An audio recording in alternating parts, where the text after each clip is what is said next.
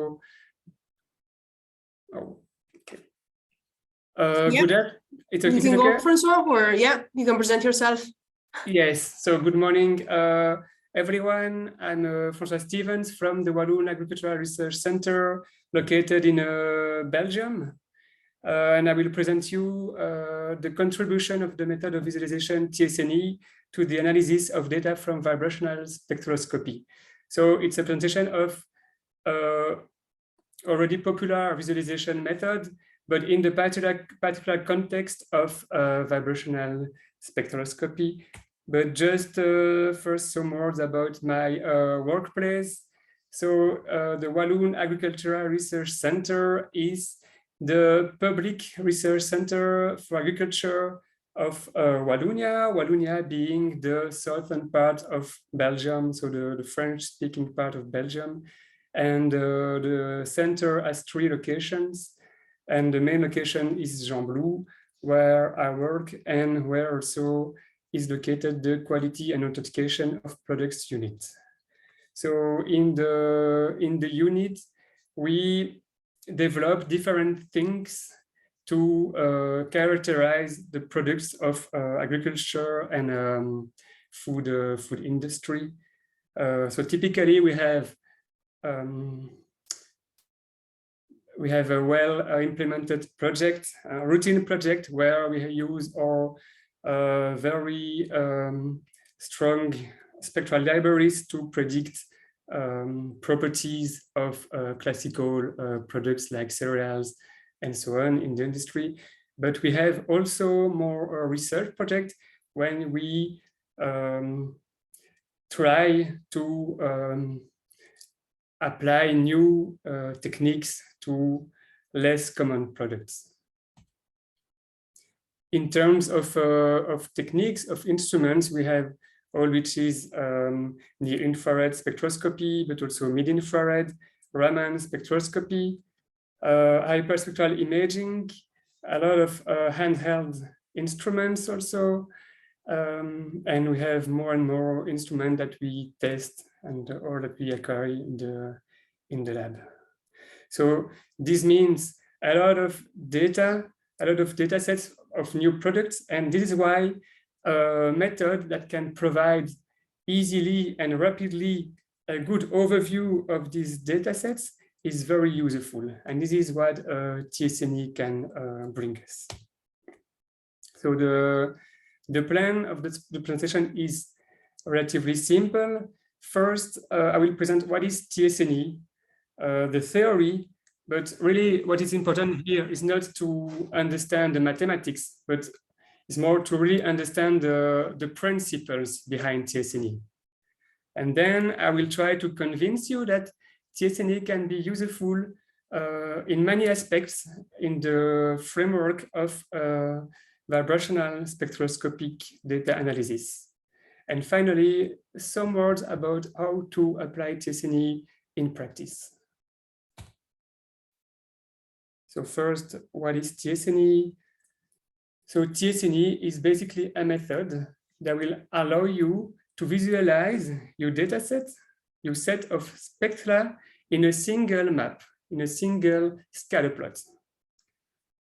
But of course, when you want to visualize a high dimensional data set, so high dimensional because you have many spectral variables into a low dimensional map, usually a 2-dimensional map, a t-SNE map, you cannot keep all the variation of your dataset. You have to select. And t-SNE will try to preserve, at best, all the relevant variation in your data. So t-SNE is an exploration tool. So it's only for visualization. It's also a tool of dimensionality reduction. As you start from high dimension, you go to low dimension. And very important, it is unsupervised. This means you only use your X information, because in the following slide, I will show you figures where you also add other information, for example, for coloring the points. But this is not part of t-SNE. t-SNE only use your spectral information, and then you can add information, color information to your plot. t-SNE is very popular in many disciplines, in particular in disciplines where you have a lot of data, big data. But t-SNE is also useful when you have smaller data sets. In chemometrics, with spectroscopy, I don't really know what people are doing. Probably many people already use it, but this presentation is mainly based on my own experience. I have not made an exhaustive search for all the uses of t-SNE. So t-SNE comes from SNE. So SNE is stochastic neighbor embedding. t-SNE is t-distributed stochastic neighbor embedding. And so in 2003, Geoffrey Hinton and Sam Royce developed this SNE method. And then 5 years later, Lawrence van der Matten and Geoffrey Hinton added some advances, let's say, some new features to the method to make it more usable and more powerful. So with t-SNE, you start with your data matrix, spectral matrix. So each row, as traditionally for chemometrics, each row is a spectrum, each column is a spectral variable, a wavelength. And you want to obtain a map. In this case, show a two-dimensional map. Most of the time it's a two-dimensional map. Technically, you could do a three-dimensional, even four-dimensional map with the theory of t-SNE, but to make it useful, easy to interpret, we use two-dimensional maps. And in these maps, you have the coordinates, t-SNE coordinates. It's a bit equivalent to the scores of a PCA. And you can make a scatter plot of all your spectra, all your objects into this new low-dimensional space. And what you can observe most of the time is natural clustering, because spectra samples that are similar, they form some aggregates in the map. And in the second step, you can add another layer information to these points. For example, if all these points represent a spectrum of wheat kernels, you can add the variety as a color information. And then you can make interpretation. And if here we have the variety, you can say, okay, the variety is highly related to the spectral features, to the spectra. The spectra contains information about the variety, because different varieties are very well separated in the t-SNE map. But how does it work? In theory, the algorithm, first, you create this Pij object. Pij object is a matrix of size n times n being the number of spectra, and each value of this matrix represents the similarity between two spectra. And this value is contained between 0 and 1, as it is a probability distribution. And then you can have the equivalent, but for the mapping. In the right side here is the low dimension. It's your t-SNE mapping, and you can have the equivalent, so the Qij, that represents the proximity between points in the mapping. For the moment, Pij contains values, you can compute them. Qij is still empty. You declare the matrix, but you don't fill it yet. And finally, you find an organization, a mapping of your points here that makes your Qij resemble your Pij as much as possible, so that your mapping represents well the structure of your initial data matrix. So this is for the big lines, but how is Pij calculated from the X? Actually, the Pij's are normal functions of the Euclidean distance between you spectra, between your points in the high dimensional space. It's a bit more subtle. So you have your P, J, bar, I, which are not symmetric. And then you have the Pi bar J.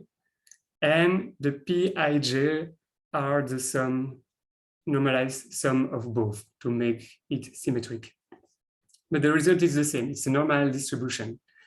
And then into this normal function, you have a very important parameter, which is the standard deviation, the sigma I here. And actually, the standard deviation of your normal distribution is different for each point. If you have a point in your high-dimensional space, which has a little number of close neighbor, the normal distribution will be larger. So it will include more neighbors. And there are a last interesting and important parameter here. It's the P. P is a hyperparameter, which means a parameter that has to be fixed by the user, and it is called perplexity. If you choose a low value of perplexity, then for each point, only a small number of neighboring points will be considered. If you choose a large value of perplexity, a large number of neighboring points will be considered. So perplexity is like a scale parameter, and it will completely influence the result of the t-SNE. I will explain you later how to choose a relevant value for the perplexity. So in the other side, now in the mapping, in the low dimension, you have the equivalence. So you have distribution. So you have the Qij depend on the distance between your points, but this time is not with a normal distribution, it's with a student t distribution.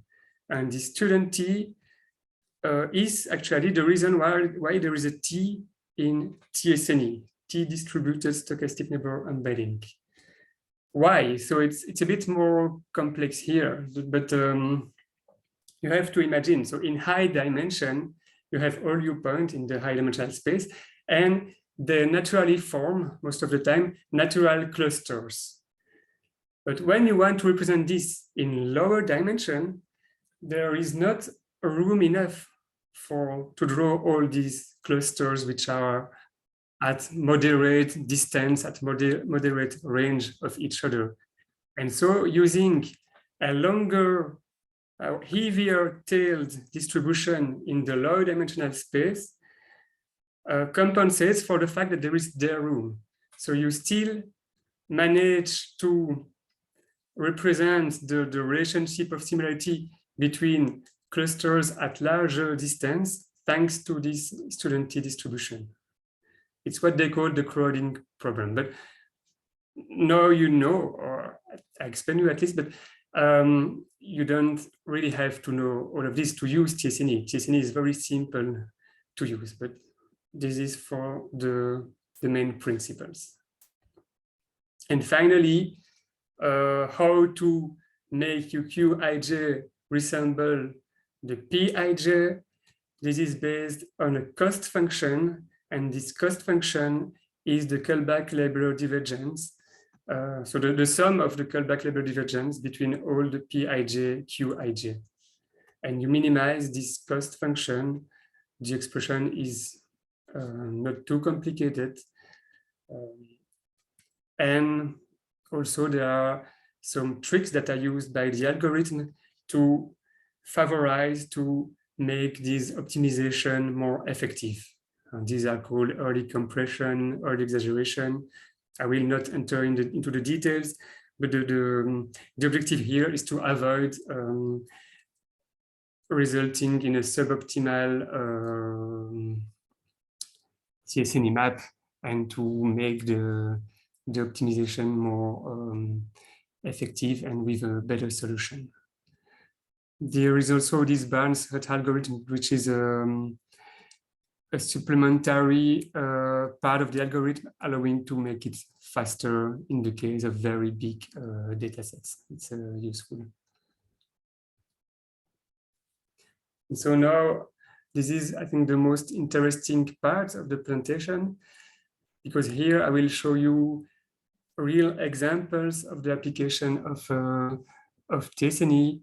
But first, okay, why do we use t-SNE? What could it be useful in the framework of vibrational spectroscopic data analysis? I think there are three reasons. First, it provides a general overview of the structure of the dataset. So in the t-SNE map, you see clusters that are forming, and you can then interpret that as, okay, these samples, these spectra are similar.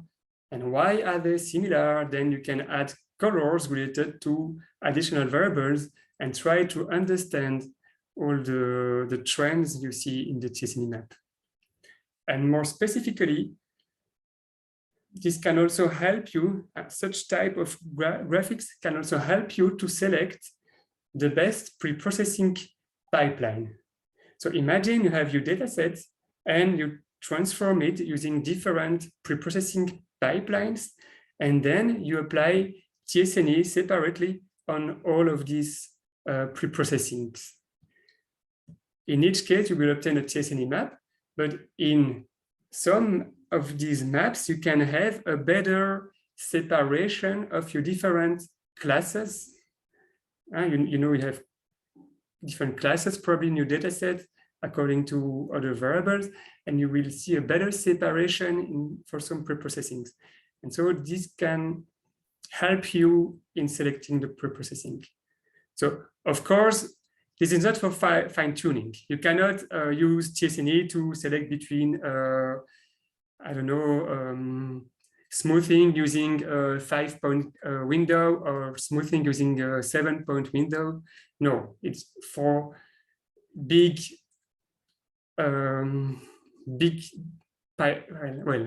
differences between pre-processing pipelines. But I think it's very interesting use of t-SNE.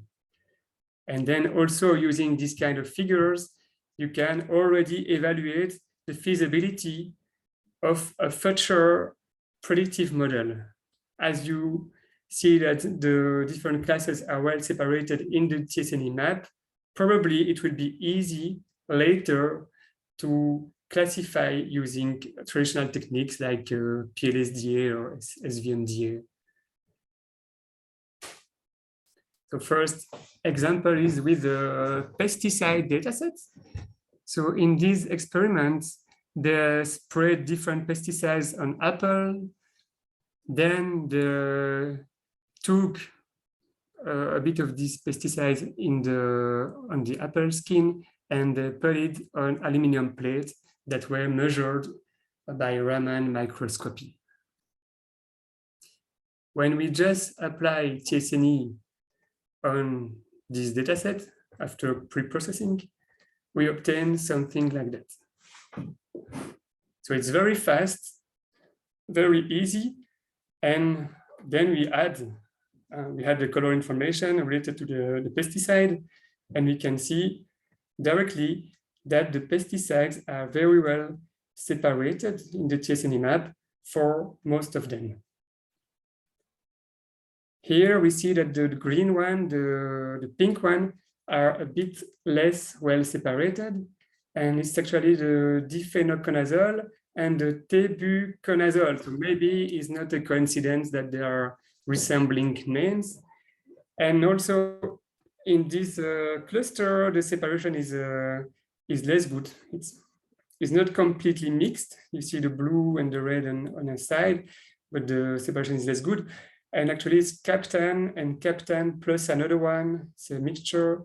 So this may also be explained by this proximity between the products. So With such a plot, we can already say, okay, classification of pesticides with these data will be probably fairly easy for most of them.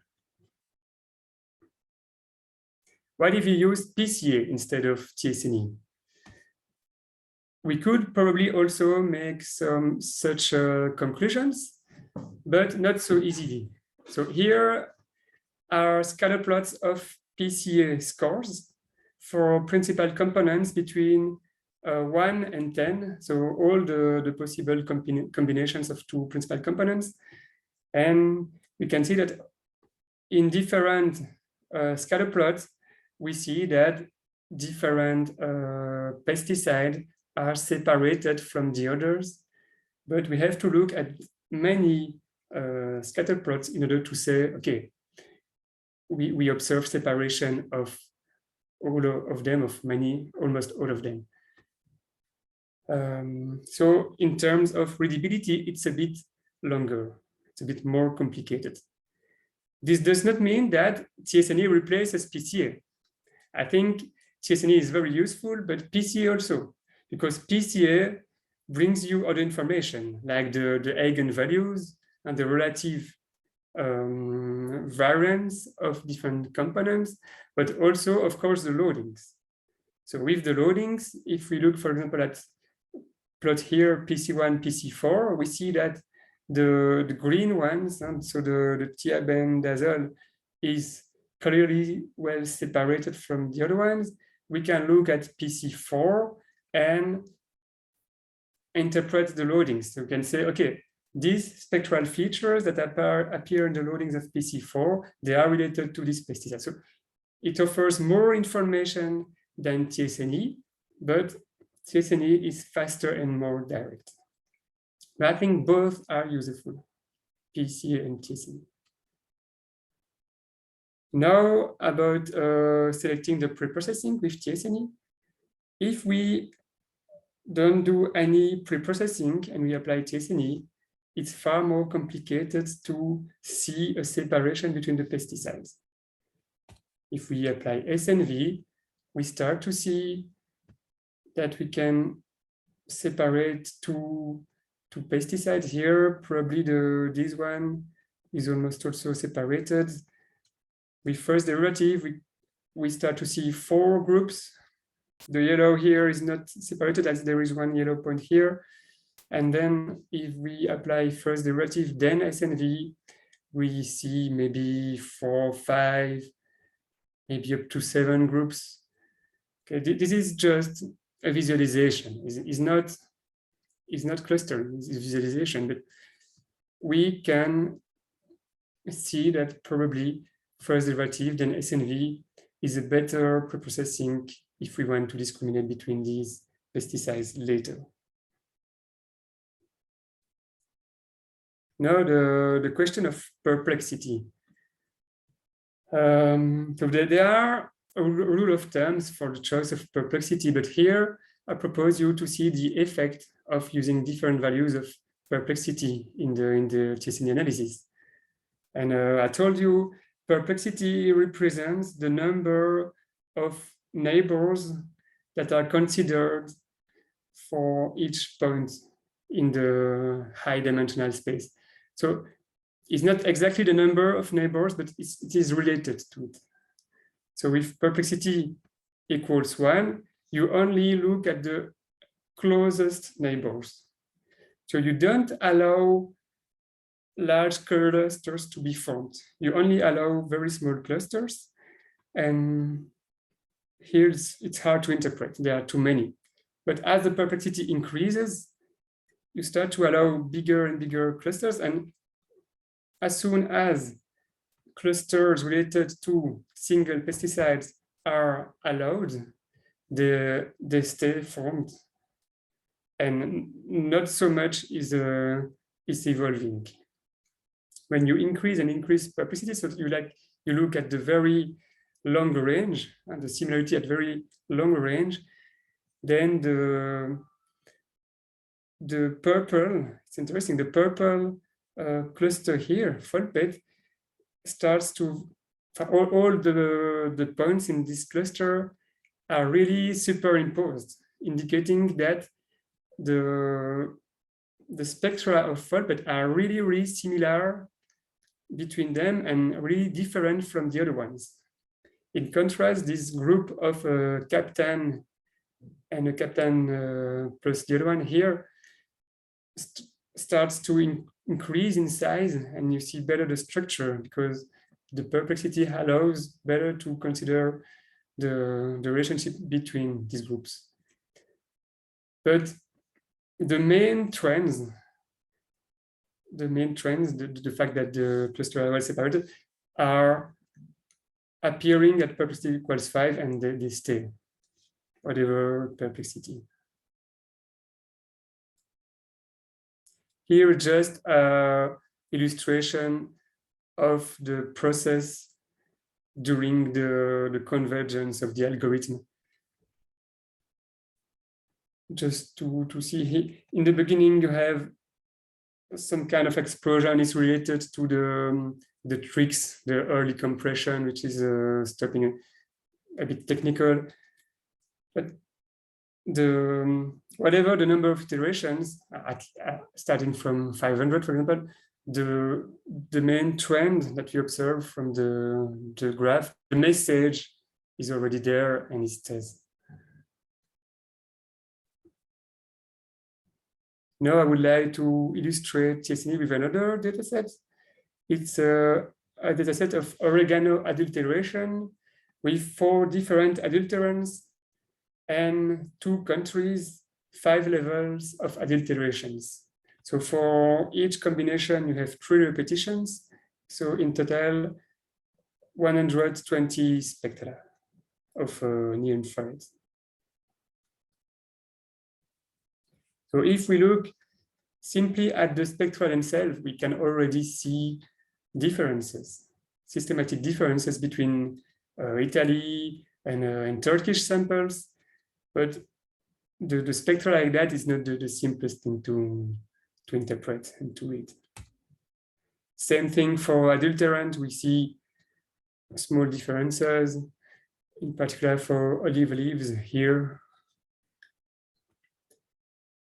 But now with t-SNE, for different pre-processing, I think the things are more obvious. So even with raw pre-processing, we see a separation here between Italy, the circles, and Turkey, the triangles. And this separation between the countries is more and more obvious as we change the pre-processing. And I will make a zoom on this pre-processing here.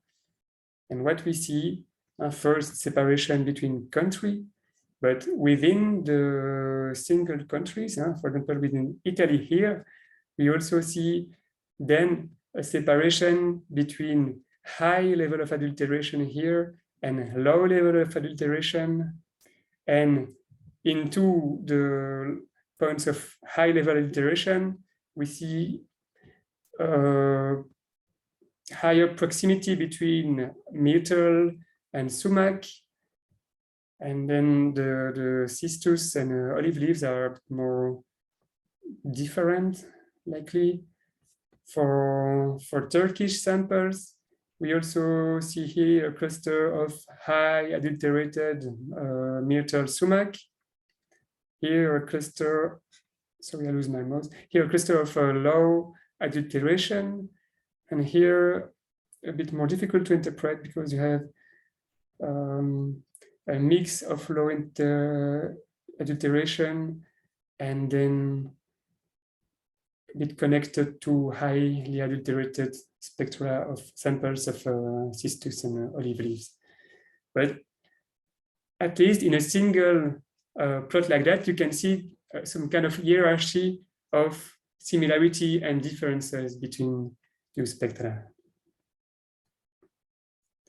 Maybe we can learn a bit more if you look at different perplexities. Of course, with very low perplexity, you form very small clusters. So in most cases, one cluster here is related to the contains the 3 repetitions of the same parameters.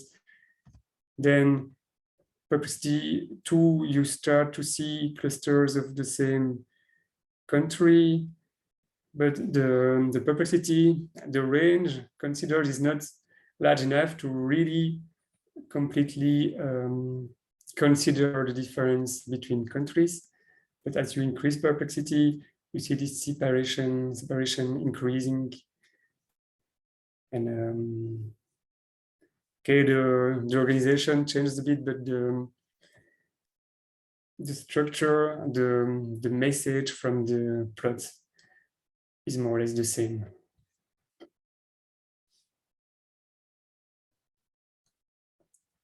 I have a last data set. I think it's also very interesting.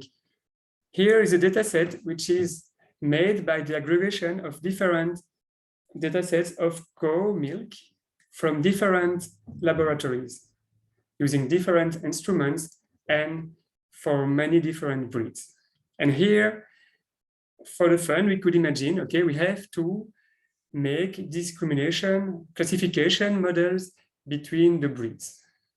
And if we make a t-SNE with, let's say, well-selected preprocessing and perplexity, we can see that different breeds are located in different clusters.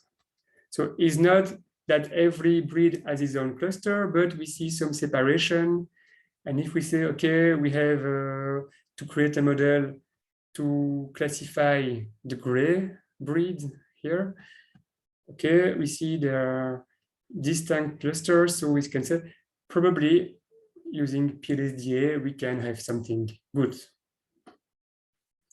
But now if we look at the same t-SNE map, but with another coloring variable, the instrument, we see that the homogeneity of the clusters in terms of instrument is higher than in terms of breed. So actually, if we create a PLSDA model for breeds, for the gray breeds, probably what will we actually fit is not the breed, is the instrument. And so we will believe we have a model for breeds, for this gray breed, but it will not work. When we will apply this model on another instrument, it will fail. And this is something we will realize. If we apply a correct cross-validation, a correct validation, at some point we will realize that the PLSD model doesn't work. But which is interesting here is that using t-SNE with a coloration of the points, you can anticipate the problems you will encounter later.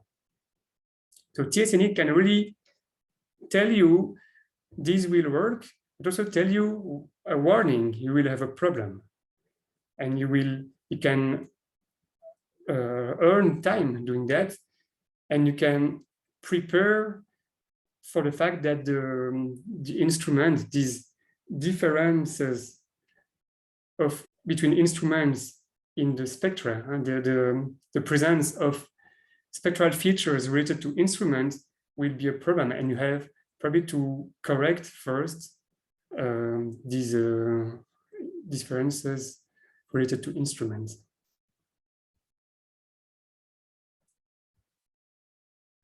So with comparison to PCA, what are the advantages and drawbacks of t-SNE?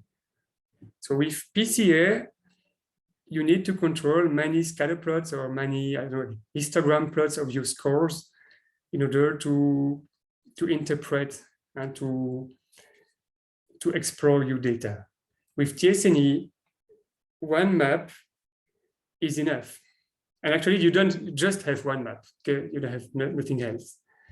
So it's faster and more effective, more easy than a PCA in terms of pure visualization and exploration.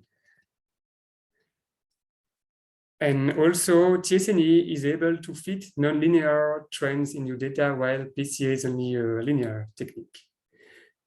With spectroscopy, generally, a linear method is sufficient. But PCA has also big advantages. First, it provides you information on the spectral features. t-SNE gives nothing in terms of spectral information.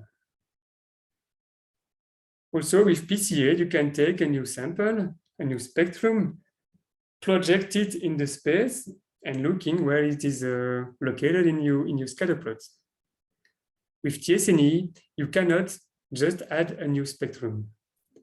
If you add a new spectrum, you have to rerun the whole t-SNE. And then everything will change.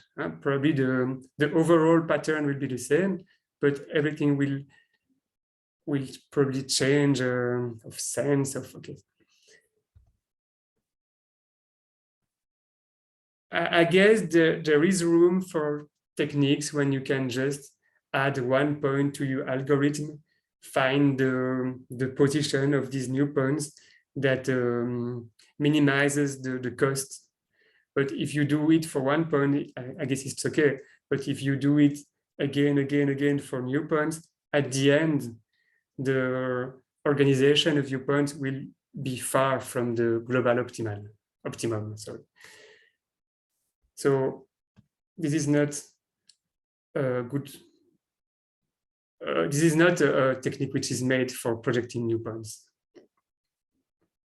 And finally, with PCA, you can take your PCA scores and you can make clusterings, you can compute statistics and well, take decision. For example, Simca is based on PCA, and you create a classification model with Simca based on PCA, because your scores are linear combinations of your spectral variables.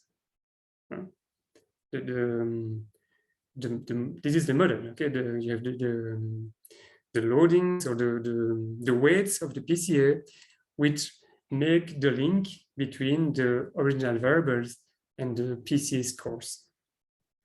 With t-SNE, you don't have such a thing.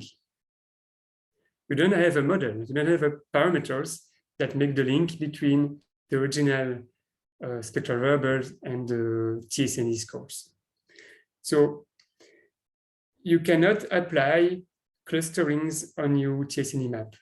Or you can, but you cannot make decisions based on this. It's just for intuition, for highlighting the clusters that appear in the t-SNE map.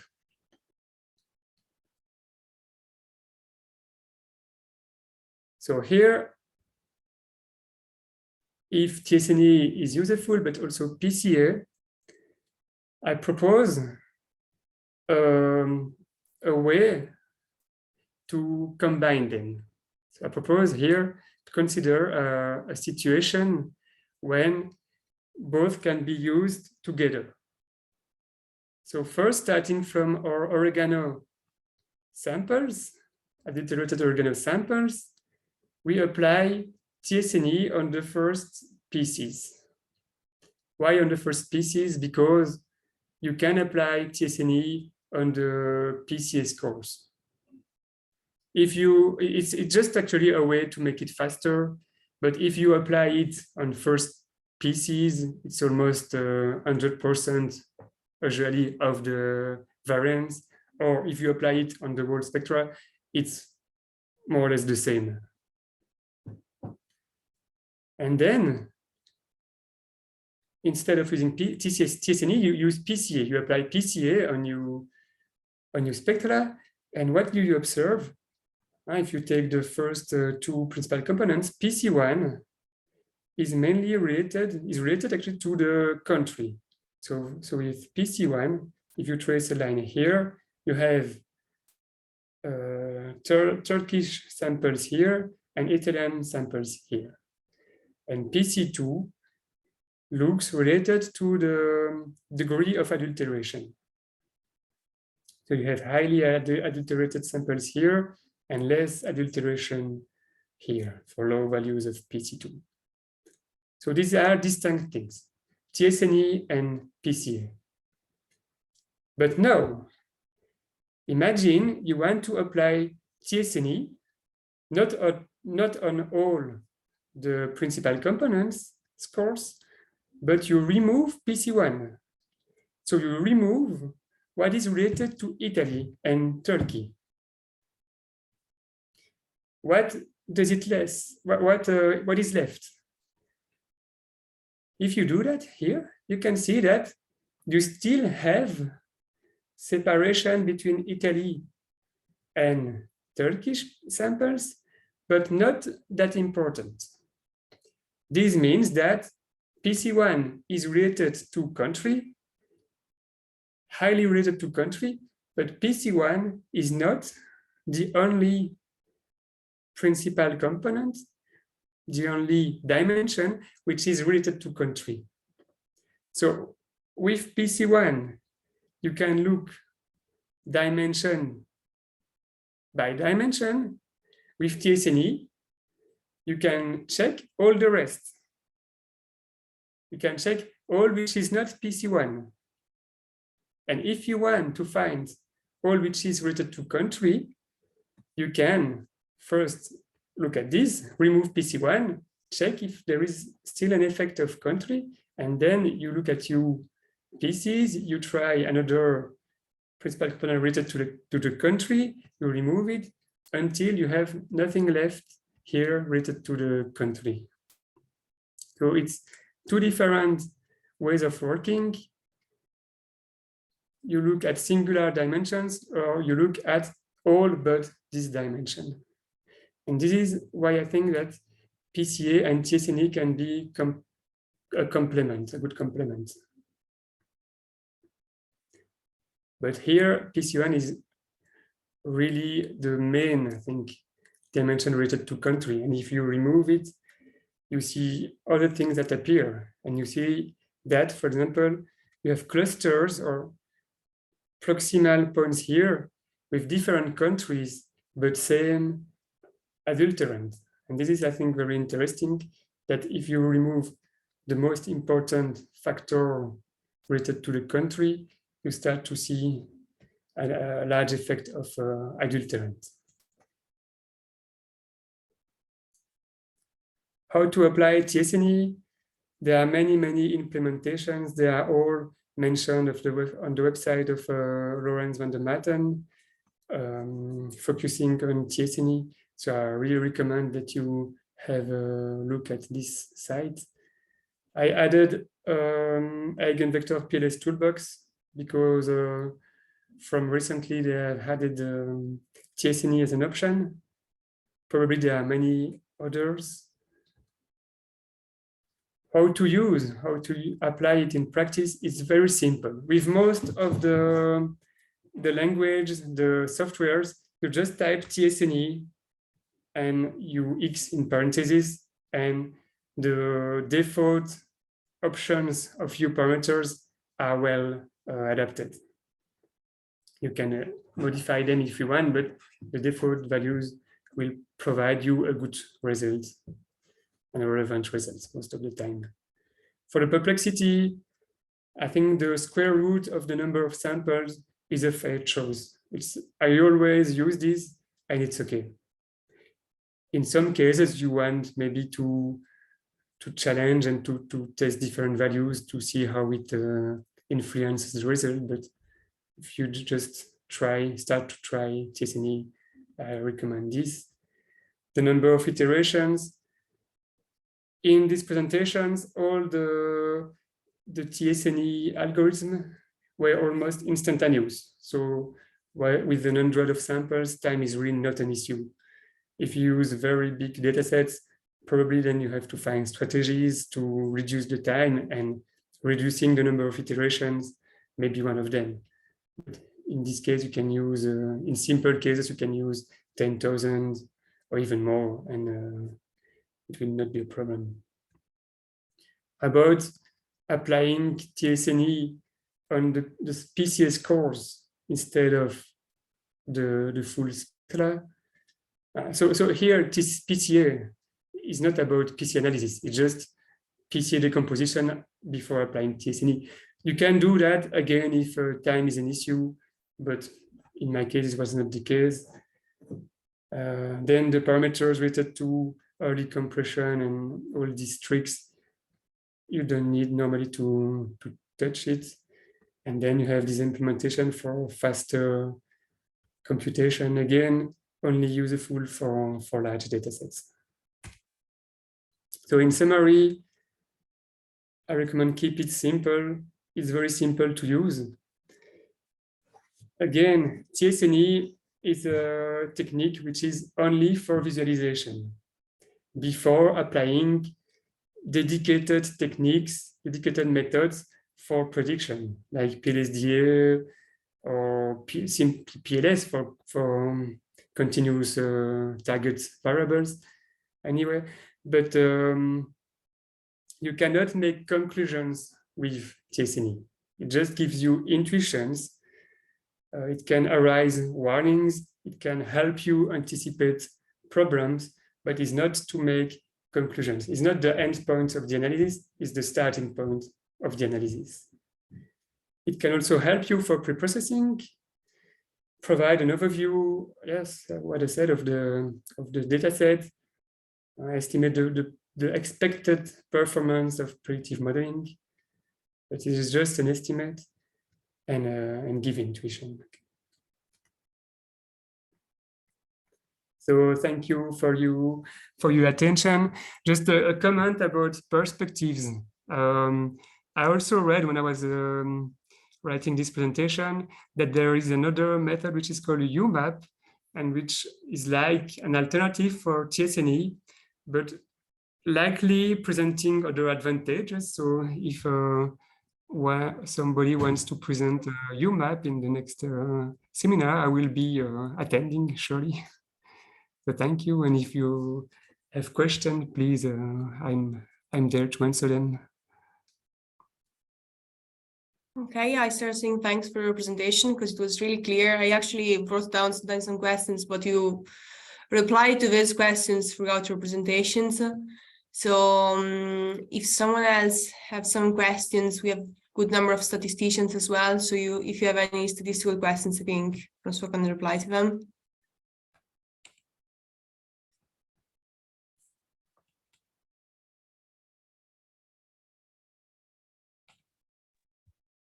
There is actually a question on the chat, Maria. I can read it, or you can read it. Yeah, do you want to read it, Alessandro? Yeah.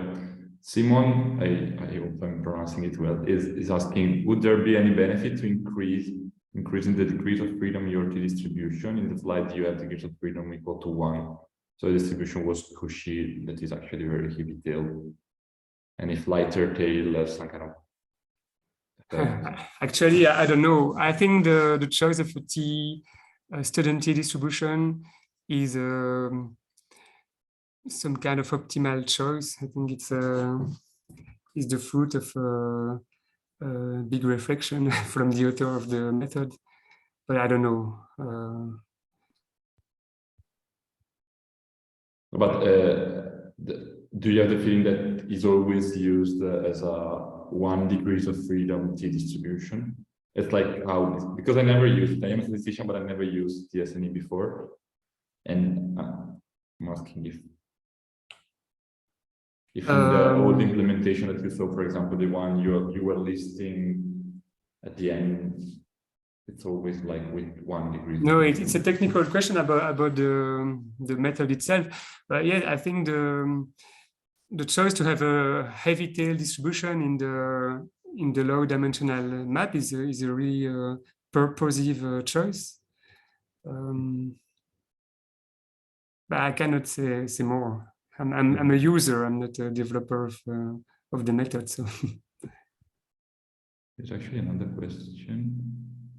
Alex Henderson is asking, if using t-SNE to guide the choice of pre-processing steps, is there a metric we can use to determine the best choice?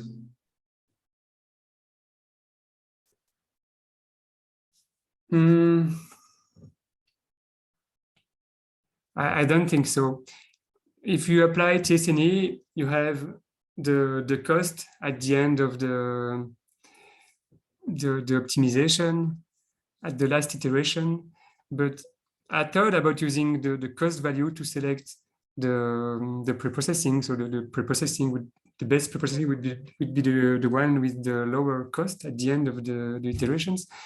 But the one with the lowest cost was not the one I would have chosen visually.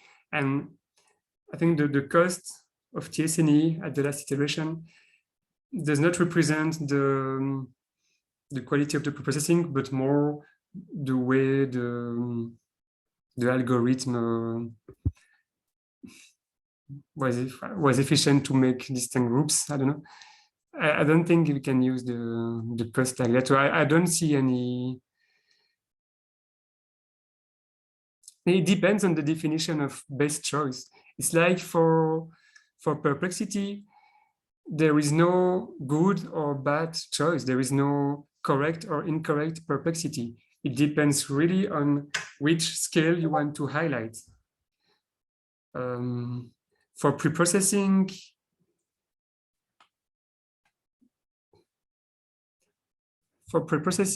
probably yes. If you want to make a classification model, you can look at the t-SNE scores for different preprocessing and look at the intra-group or intergroup variabilities, some kind of statistical index for that. But if you start to do statistics with the values of the t-SNE scores, I think then it's better to do it directly on the PCA scores, because the PCA scores, they are directly connected to the original spectral variables.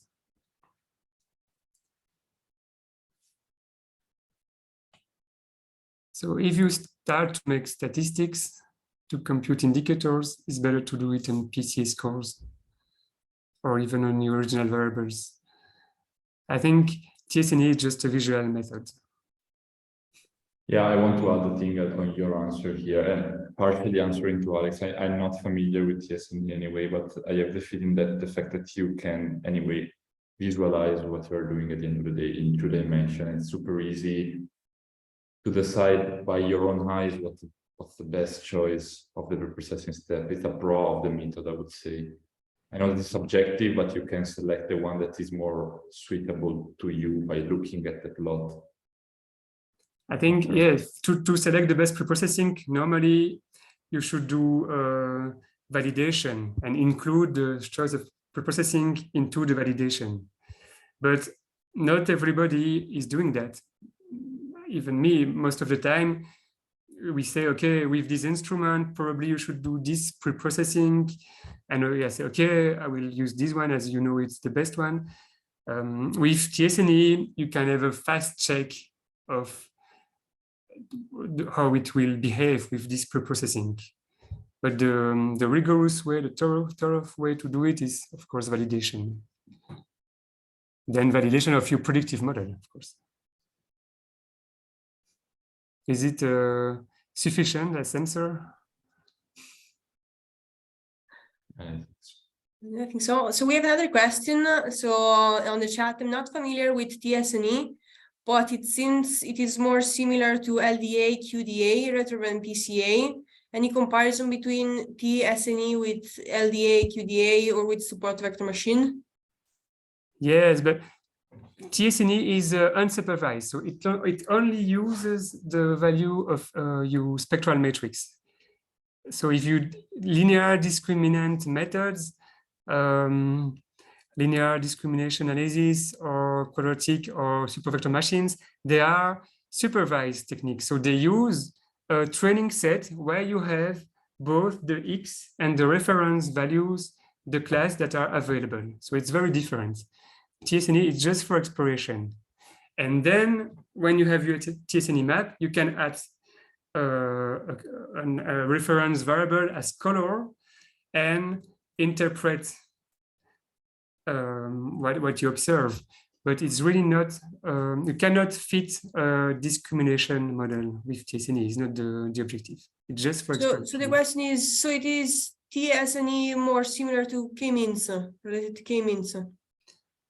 No, because K-means it's also for classification. So it's also a supervised techniques when you train your method with supervised, with reference values.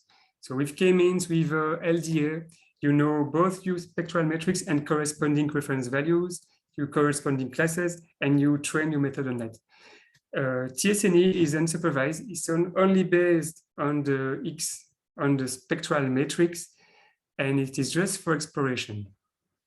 So you cannot learn the relationship between the spectra and your target variable with t-SNE. You just learn the overall patterns. Okay, I think you replied well to all of his questions. There is time eventually for a very fast question. So we'll see if something come up on the chat or if someone wants to unmute their microphone. Otherwise, I will say thank you very much for your presentation. It was really interesting to see some other visualization tools. Thank you. And yeah, if anyone in the at the moment participating is not involved in our mailing list, let me know, and I will add you to our mailing list, and you will receive updates about who are the next speakers.